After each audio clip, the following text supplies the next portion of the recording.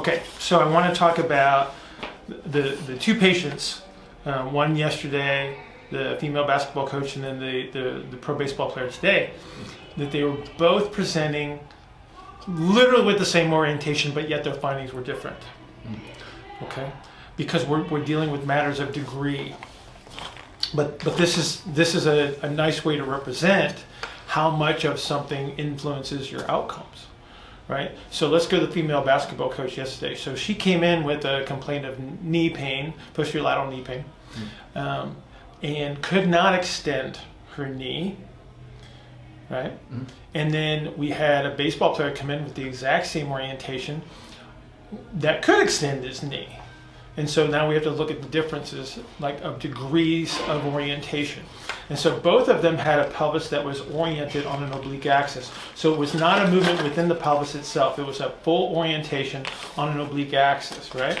So we basically got that representation right there. Because both of them had excessive abduction, right? Which is basically caused by the orientation as the pelvis became facing the right, okay?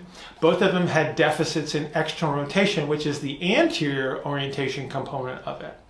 Okay, now the big difference is how much of an orientation were we dealing with? So the female basketball coach's oblique axis, or oblique orientation, was much greater than the baseball players. So as she orients to the right and tips forward, this is where we're going to get the abduction measurement, right? Because I'm going to have much more posterior concentric orientation relative to the anterior eccentric orientation, which gives me the abduction measure. But as she moves through space-time and she starts to orient more and more in that direction, now we have to start talking about the knee orientation.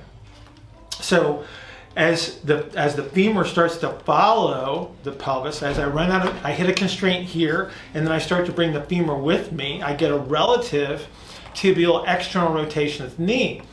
Now, under normal circumstances, that would be towards screw home, which would give me knee extension, right? You would expect that, right?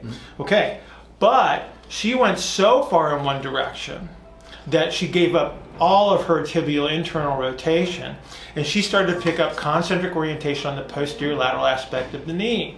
So if we had to pick on a muscle, we could say like biceps femoris short head, which we talked about a little bit, right? So she picks up a little bit of concentric orientation there, maybe lateral gastroc, if we want to go there and we don't want to name muscles. So she presents with the inability to extend her knee, all right? Our baseball player can't extend his knee because his orientation was not nearly as far. So yes, he gave up external rotation at the hip, he gained abduction at the hip, but not to the degree that she did. So again, same orientation, just different degrees of orientation, right? And so that's why we saw the difference at the knee. That's why we saw the difference at her foot.